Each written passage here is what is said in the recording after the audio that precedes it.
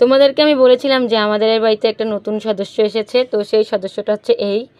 আর আমি তো ভেবেছিলাম পরশুদিন আনার পরে যে এরা দুই ভাই আছে এবং ওদের মা একে মেনে নেবে না, টোটালি মেনে নেবে না। তো দেখি আলহামদুলিল্লাহ এরা মেনেও নিছে, এবং পাশাপাশি প্রথম দিন দুদিন তো মানে কালকে সন্ধ্যা পর্যন্ত আমি দেখতেছিলাম যে এ কিন্তু মানে এই বাচ্চাটাকে দেখলেই খুব রেগে যাচ্ছে এবং মানে ভয় দেখাচ্ছে। কিন্তু কালকে রাত থেকে আমি দেখতেছি যে অলরেডি এই বাচ্চাটাকেও দুধ পর্যন্ত খাওয়াচ্ছে, ওর গা চেটে দিচ্ছে, মানে একেবারে অন্যরকম একটা যেন নিজের সন্তানের মতন। তো আসলেই মানে এটা যে কি বলবো, আমি বলার মতন ভাষা পাচ্ছি না। যে দেখো এদের অবস্থাটা দেখো, জোর যার মুল্লুক তার। এই আইসে ওদের মায়ের দুধ কিভাবে খাচ্ছে, দেখো একটু অবস্থাটা দেখো। এদেরকে চান্সও দিচ্ছে না। তবে এ কিন্তু খুবই ছোট, এরা তো যথেষ্ট বড় হয়ে গেছে। কটন তুমি সরো, তুমি একটু সরো, ওদের দিকে খাইতে দাও। শোনো শোনো বাবু, এদিকে একটু ঘোরো, ওকে ওকে একটু খাইতে দাও। না দিবে না। আসো কটন, এদিকে আসো, আমি দিচ্ছি, ব্যবস্থা করে আসো।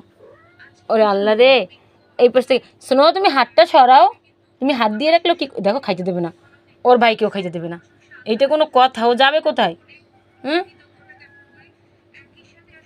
অবস্থাটা দেখো, দেখো দেখো একটু অবস্থাটা। তো গাইজ, আপনাদের কেমন লাগলো অবশ্যই সবাই একটু কমেন্টে জানাবেন যে ভিডিওটি আপনাদের কেমন লাগলো। আর আমি কিন্তু সত্যি সত্যি মানে এতটা মানে অবাক হয়েছি যে এ যে মানে ওর এই যে চিকু মোনাকে, মানে আমাদের চিকু বেবিকে যে এভাবে দুধ খাওয়াবে বা এভাবে মেনে নেবে, এটা আমি সত্যিই ভাবতে পারিনি। একটু দেখো তোমরা অবস্থাটা। তো নিজের মা না হওয়া সত্ত্বে, মানে ও যদি এর সন্তান না হওয়া সত্ত্বেও ওকে যে এভাবে দুধ খাওয়াচ্ছে, এটা আসলেই মানে ভাবার বিষয়। রাত্রে এরা দুইজন কিন্তু আমার সাথে ঘুমিয়েছিল, আর পুরো রাত কিন্তু কিন্তু ছিল এদের মায়ের কাছে, পুরোটা রাত্রে ছিল। তো সবাই একটু কমেন্টে জানাবে তোমাদের কাছে কেমন লাগলো এই বিষয়টা। সবাই ভালো থেকো, সুস্থ থেকো, আল্লাহ হাফেজ।